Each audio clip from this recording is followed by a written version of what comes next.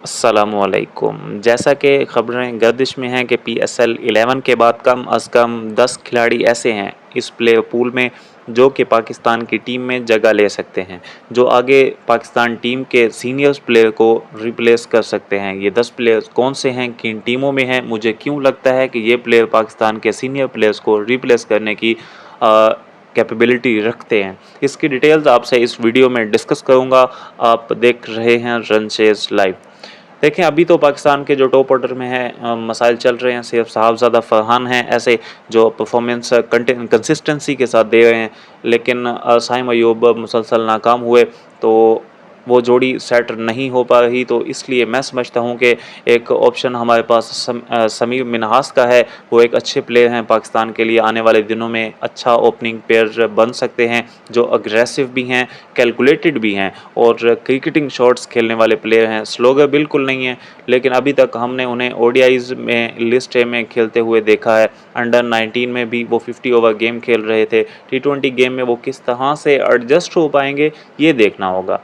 Islamabad United उन्हें chance देता भी है कि नहीं देता, उनकी प्लेइंग 11 में वो एडजस्ट होते हैं या नहीं होते, ये भी देखना होगा। लेकिन जो मेरी अव्वलीन ख्वाहिश है कि वो इस्लामाबाद इन्हें खिलाए, सारे मैचेस दे, ताकि समीर मिन्हास को मौका मिले वो ख़ुद को टी20 क्रिकेट के अहल साबित करें।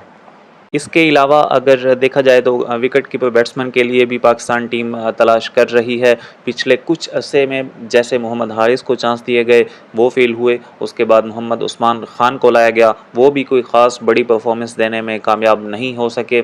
तो एक और अब बैकअप कीपर ख्वाजा नाफे, जो कि पाकिस्तान जिसको अपना फ्यूचर समझता है, उसको काफ़ी सारे चांसेस दिए भी गए हैं। आने वाले दिनों में इनके पास भी इस दफ़ा बहुत अच्छा मौका है कि वो क्वेटा ग्लैडिएटर के लिए इस दफ़ा रिटेन नहीं हुए थे और इन्हें बाद में ऑक्शन में बड़े महंगे दामों पिक किया गया था। तो उनको इस दफ़ा कीपिंग बैट्समैन खिलाया जा सकता है फील्डिंग 11 में। प्लेइंग 11 में तो वो होंगे ही, लेकिन क्या वो जो ओवरसीज़ प्लेयर बैन मैकडर्मट हैं क्वेटा ग्लैडिएटर, उनसे कीपिंग करवाती है या ख्वाजा नाफे से करवाती है, ये देखना होगा।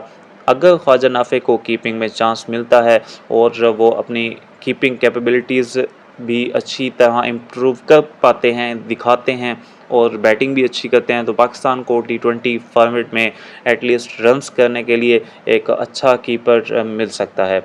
फिर भी हम पाकिस्तान जैसे फ्यूचर्स में स्ट्रगल कर रहे हैं। नंबर 5-6 के प्लेयर में 2 तो प्लेयर ऐसे हैं जो मुझे लगता है कि इस मसले के लिए पाकिस्तान ने पीछे इन्वेस्ट भी किया है और आगे भी जो अवेलेबल ऑप्शन हैं उनमें से इस वक्त तो बेस्ट वही नज़र आते हैं। मैं बात कर रहा हूं अब्दुस समद की, लेकिन क्या वो इस काबिल हैं या नहीं हैं, ये भी देखना होगा।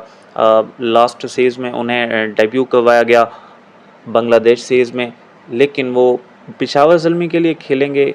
लास्ट टाइम भी खेले थे लेकिन ज़्यादा मैचेस मिल नहीं पाए। इस दफ़ा होपफुली पेशावर ज़ल्मी उन्हें सारे गेम्स देगी और वहाँ पर अगर वो अपनी यूटिलिटी प्रूव करते हैं तो वो एक बड़ा ज़बरदस्त एडिशन पाकिस्तान के लिए हो सकते हैं। हालांकि मुझे उनकी अभी भी टेक्निक और उनके कैपेबिलिटी पर और डेथ ओवर्स में एक्सलेट करने की कैपेबिलिटी पर थोड़ा सा शक व शुबहात हैं। होपफुली कि वो मुझे गलत साबित करें और वो पीएसएल में साबित करें कि वो इस लेवल से बिलोंग करते हैं कि वो बहुत अच्छा पाकिस्तान के लिए एक प्लेयर साबित हो सकते हैं। उसके अलावा हसन नवाज़, जिन्हें पाकिस्तान पहले चांसेस दिए थे, लास्ट पीएसएल में उनकी बहुत अच्छी इनिंग्स थी पाकिस्तान के लिए। डेब्यू सीरीज़ में फास्टेस्ट सेंचुरी भी उन्होंने स्कोर की थी। अगर पिछले कुछ अरसे में वो थोड़ा सा ऑफ ट्रैक नज़र आए, वैसे मुझे लगता है कि पाकिस्तान ने इनके मामले में थोड़ा सा इम्पेशेंसी का मुज़ाहिरा किया है। जितने चांसेस बाकी प्लेयर्स को दिए गए हैं, साइम को दिए गए, हारिस को दिए गए, उस्मान को दिए गए, उतने हसन नवाज़ को भी देने चाहिए, क्योंकि वो पावर प्ले में बहुत अच्छा खेलते हैं और उनकी गेम में पावर भी है। थोड़ी गेम अवेयरनेस की ज़रूरत है, इम्प्रूव करने की ज़रूरत है। अभी नेशनल टी20 कप में भी उन्होंने एक मैच अनबिलीवेबल तरीके से जितवाया। 3 ओवर्स में 50 रन्स चाहिए थे, वो मैच वहाँ से निकाल कर ले गए, अपनी टीम को उन्होंने वहाँ पे मैच जितवाया। तो ऐसे मैच विनर्स की पाकिस्तान टीम को ज़रूरत है और इनके होने से पाकिस्तान टीम के जो लोअर ऑर्डर के मसाइल हैं वो भी हल हो सकते हैं। फिर ऑलराउंडर साद मसूद पर भी नज़र रहेगी, क्योंकि Shadab Khan leg spin bowling तो करते हैं, मिडल ऑर्डर में बैटिंग भी करते हैं और सेम यूटिलिटी साद मसूद भी प्रोवाइड करते हैं। पिछले कुछ अरसे में इस्लामाबाद यूनाइटेड की तरफ से खेलते हुए साद मसूद को ज़्यादा चांसेस नहीं मिले, क्योंकि शादाब खान खुद ऊपर आते थे। शादाब खान ने उनको स्क्वाड में तो रखा हुआ था, रिलीज़ भी नहीं कर रहे थे और चांस भी नहीं दे रहे थे। तो अब उनके पास ये मौका है कि वो आएँ और परफॉर्म करें, अपने आप को साबित करें। चाहे स्पिन बैटिंग ऑलराउंडर हैं, अच्छा खेलेंगे, उनको चांस मिल सकता है। अग्रेसिव अग्रेसिव अप्रोच रखते हैं, अग्रेसिव होके खेलते हैं और अपनी यूटिलिटी को प्रूव कर सकते हैं, और मैं समझता हूँ कि वो शादाब खान को रिप्लेस भी कर सकते हैं।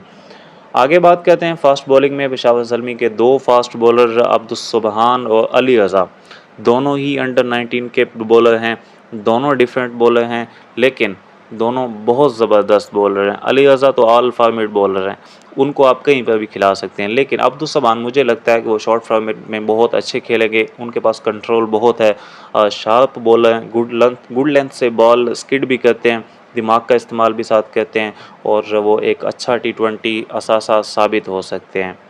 फिर इसी तरह हैदराबाद की टीम में आकिफ़ जावेद, जो कि लेफ़्ट आर्म पेसर हैं, पाकिस्तान के लिए खेल भी चुके हैं कुछ मैचेस, इंजर्ड हो गए थे, इसलिए वो टीम से ड्रॉप हुए थे। अब उनकी वापसी हुई है PSL में, आई थिंक फर्स्ट टाइम।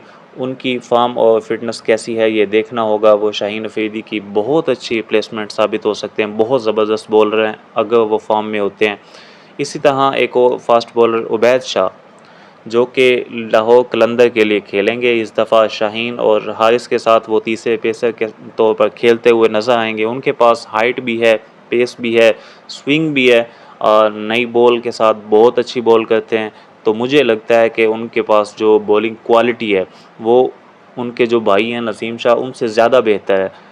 काफ़ी हाई लेवल की है उनके पास जो क्वालिटीज़ हैं, लेकिन वो ख़ुद को कितना ग्रूम करते हैं ये देखना होगा। PSL में उनकी परफॉर्मेंस सब बहुत इम्पोर्टेंट होगी, देखेंगे हम, सब खिलाड़ियों पर नज़र होगी, वक्तन फ़वक्तन अपडेट भी करते रहेंगे। इसके अलावा एक और न्यूज़, हम इंशाल्लाह PSL के सारे मैचेस यहाँ पर लाइव करेंगे। उम्मीद है आप हमारे साथ कोऑपरेट करेंगे। चैनल को देखते रहिएगा, सब्सक्राइब करते रहिएगा, शेयर कीजिएगा और जुड़े रहिए हमारे साथ। अल्लाह हाफिज़।